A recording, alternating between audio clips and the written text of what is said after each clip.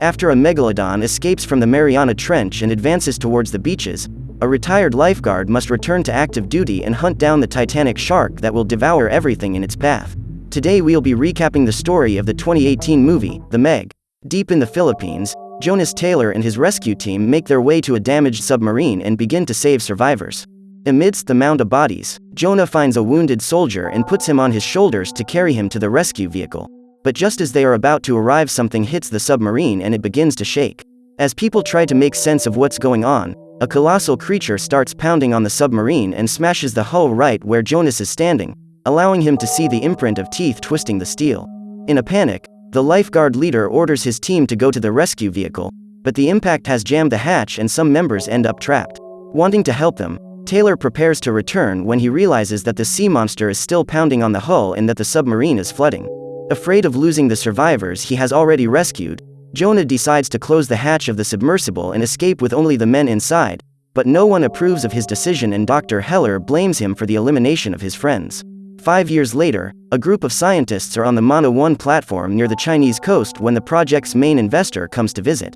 As head of the program, Zhang goes to the helipad to greet Morris and then takes him to meet his team, starting with his daughter, Suyin. To take him to the rest of the team, Zhang leads Morris to the elevator and together they go to the central shaft, the corridor that gives access to all the laboratories. In the control room, Zhang introduces Morris to the main team members and Mac hands him the transmitter capable of communicating with the team inside the submersible. As mission pilot, Lori introduces herself to the investor and begins her descent to the bottom of the marina's cesspool. As the submersible team sinks down to it, Zhang says that everyone believes the Mariana Trench is the deepest place on the planet, but he hypothesizes that the trench floor is just a hydrogen layer and that there is untapped water even further down. Wanting to confirm this hypothesis, Lori and her team reach 11,000 meters below sea level and begin to slowly descend, entering the gas cloud just as Zhang believed. After a few more dozen meters, they emerge from the gas layer and arrive in the new waters where they launch auxiliary lights to be able to see better. With the lighting system turned on, Lori turns around and begins recording the new life forms they encounter along the way. To help catalog the ecosystem, the pilot asks if they can release the ROV probe and DJ authorizes the launch, controlling the robot still in Mana 1. As soon as the ROV is launched, Toshi realizes that something is approaching on radar and asks if the DJ is able to see anything. As it sees nothing, the controller decides to switch on the auxiliary lights and loses the connection with the probe almost instantly.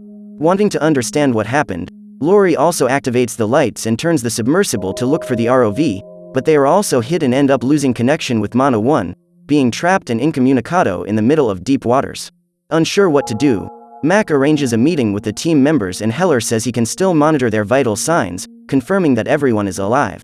Even with over 18 hours of oxygen, Engineer Jax claims that he is 7 miles deep and that no one has ever done a rescue in these conditions, but is quickly corrected by Mac, who remembers that Jonah did just that in the Philippines. As soon as he hears his former partner's name, Heller tries to discourage the others and accuses him of letting his friends be eliminated because of a hallucination. However, Zhang doesn't believe it was an outbreak and claims that Lori has just encountered the same creature. Believing he is the only one who can help them, Zhang orders his men to prepare a helicopter and leaves for Thailand in search of Jonas. Along with Mac, the head of the project visits the former lifeguard's house and says they need his help with a rescue, but Jonah replies that he's tired of being responsible for helping people and that there's nothing they can do to change his mind. To prove Jonas wrong, Mac shows him the latest crew recording and the man realizes that his ex-wife Lori was in charge, which makes him agree to change his mind almost instantly. While Zhang takes her ex-husband to Mana 1, Lori and her crew try to make some repairs and manage to reboot the computers, bringing the system online and getting the power back on. Unsure if they will make it to the surface, the crew members chat until the creature returns and lands another blow on the submersible, causing a screwdriver to pierce Lori's stomach. With that, the woman finally realizes that the mysterious monster is attracted to luminosity and asks the staff to turn off the lamps. At Mana 1, she sees that the last impact caused leaks and soon the crew will run out of oxygen, but as Jonah has not yet arrived, she decides to take one of the gliders to go there herself to tow them. With everything ready, DJ releases the launch and Suyin begins the automatic descent sequence, leaving for the bottom of the sea just as Mac's helicopter arrives. As soon as they land on the platform, Zhang takes Jonas to do some tests with Heller and the two fight from the first moment, but as he has a job to do, the lifeguard leaves everything there and decides to go to the submersible.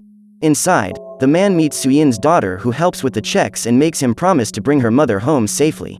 After making sure Meng is out of the sub, Jonas says he's ready to dive and DJ authorizes the launch, but when he hits the water, Taylor is paralyzed for a few seconds staring into the depths.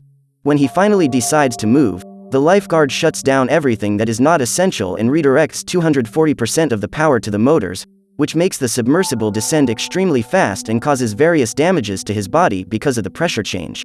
A few meters below, Suyin manages to reach the bottom of the pit, and as she does not know that the creature is attracted by light, she decides to turn on all the lighting of her glider to search for the lost submersible.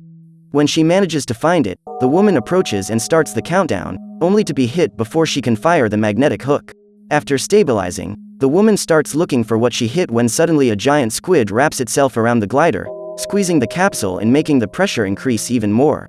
With the sphere about to collapse, Suyin tries to activate the pressure compensator and discovers that part of the glider's system has been corrupted. Thinking it will be her end, the woman waits for the squid to finish the job until the creature is eaten by a shark over 25 meters long, preventing the capsule from breaking.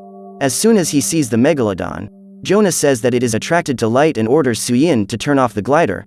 However, as the system is not working properly, it will take 30 seconds before all the lights go out. With the shark advancing rapidly towards the woman, Taylor fires flares at the submarine that attract its attention, saving Suyin at the last second.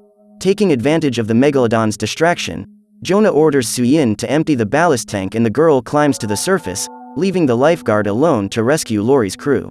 With the demon fish gone, Taylor hitches up to the submarine and unlocks the hatch to save the team, but just as he saves his ex-wife, the megalodon approaches and the sonars start beeping. Racing against time, Jonas catches up with navigator The Wall and sidekick Toshi decides to sacrifice himself for the good team, closing the hatch and turning on all its lights to lure the predator while his friends escape safe and sound. With his mission completed, Jonah visits Lori in the infirmary and finds Heller, who apologizes for having doubted all this time. But unlike what the doctor imagined, the man holds no grudge and asks only that he save his ex-wife. Now that things are calmer, Mac arranges another meeting and Suyin explains a little more about the megalodon that attacked them, saying that they should act more calmly from now on, but Morris refuses almost instantly and says that he has already lost 50 million with the probe and the submarine that were destroyed. Extremely greedy, the man says that too much money has already been spent and that they can't give up just because they had a casualty, because as soon as the media spreads about the existence of the megalodon, other excursions will be sent and they will end up missing the opportunity to make the discoveries. Disagreeing with everything he said, Jonas jumps into the conversation and states that if anyone else gets stuck down there, he won't come down to save them, as he knows that humans have no chance of beating an opponent of this level twice. While the adults discuss what to do, Meng goes to play in the central shaft when she comes across the megalodon staring at her from outside.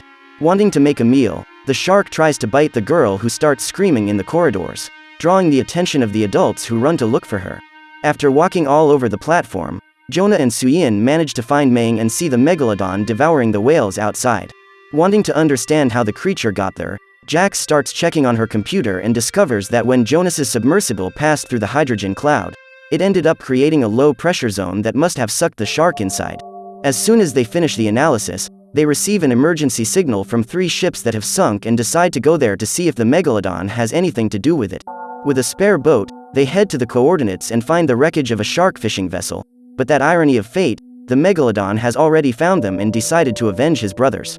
While the scientists investigate the crime scene, the culprit appears on the horizon and Zhang has the idea of using a cage and harpoons to inject something lethal into the shark, but as they need time to set up the cage, they decide to implant a tracker to monitor the position of the prehistoric shark.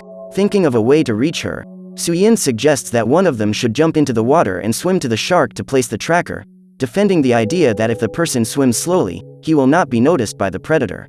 Deciding to give a vote of confidence, Jonah agrees to serve as a bait and picks up the harpoon with the tracker, jumping into the water and swimming among the carcasses attached only by a string around his waist.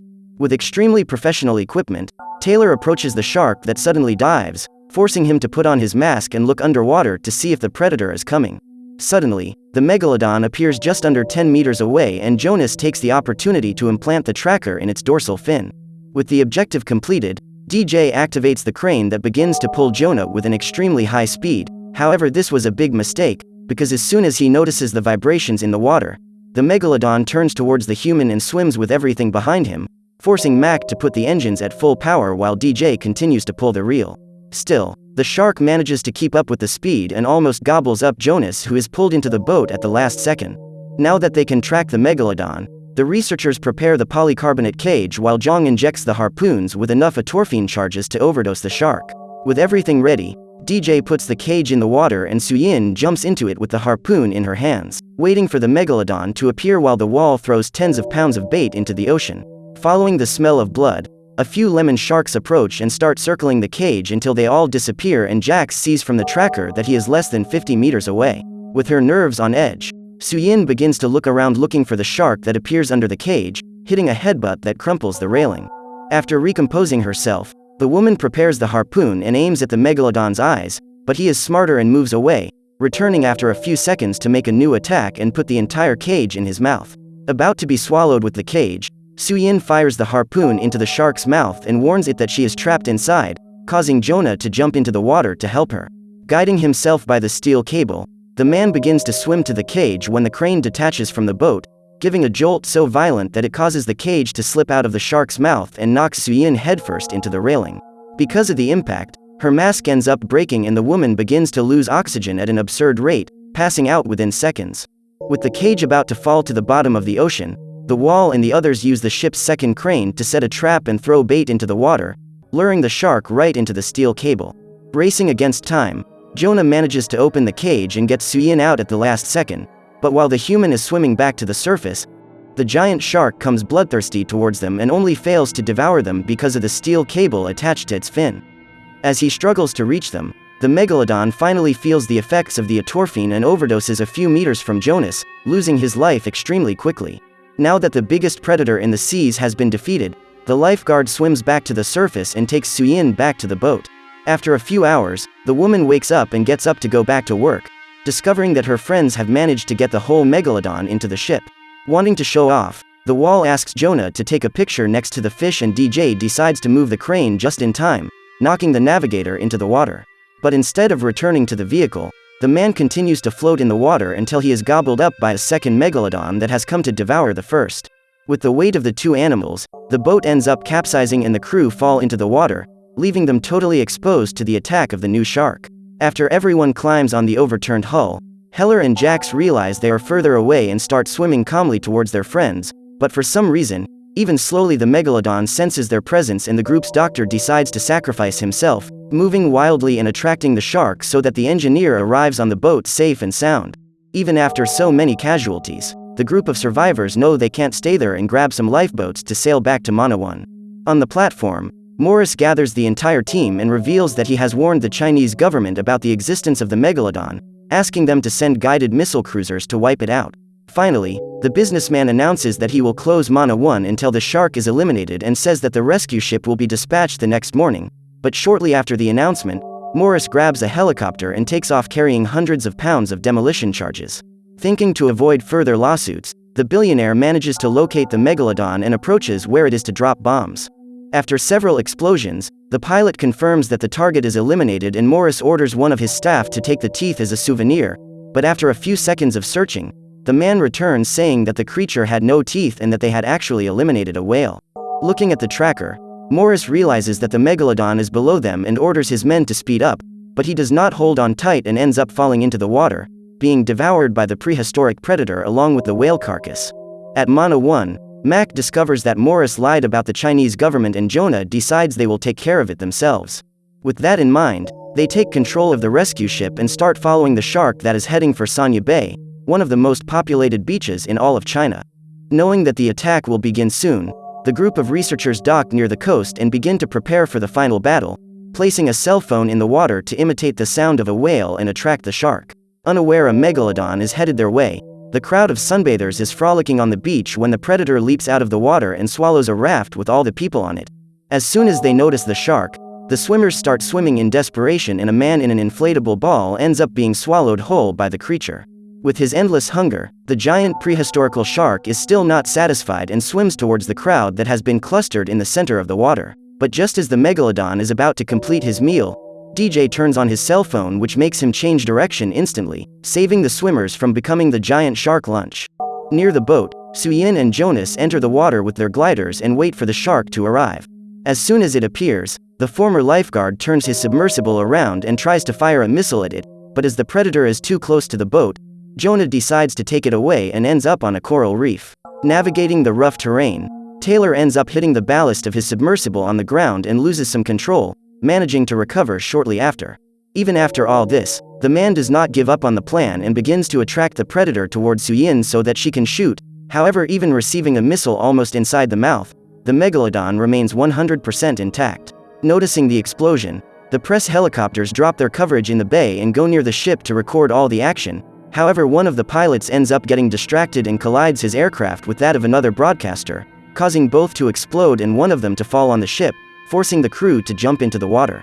Not knowing what happened, Suyin attracts the mega shark and takes it towards Jonah so that he can shoot, but the missile ends up failing and he is pushed over the boat. At that moment, Suyin realizes what happened on the ship and decides to go to the surface to look for her daughter, finds her safe and sound along with DJ.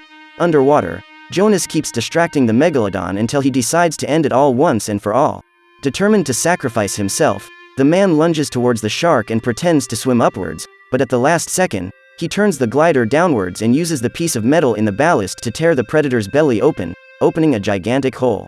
Even so, the mega shark still manages to land a blow with its fin and swallows the capsule, which shatters. Exposed in the open sea, the man swims to the ballast and removes the piece of metal to use as a weapon, grabbing onto the shark's face and driving the steel stake into its eye. With that, the megalodon is finally defeated and hundreds of smaller sharks come to feed on the carcass.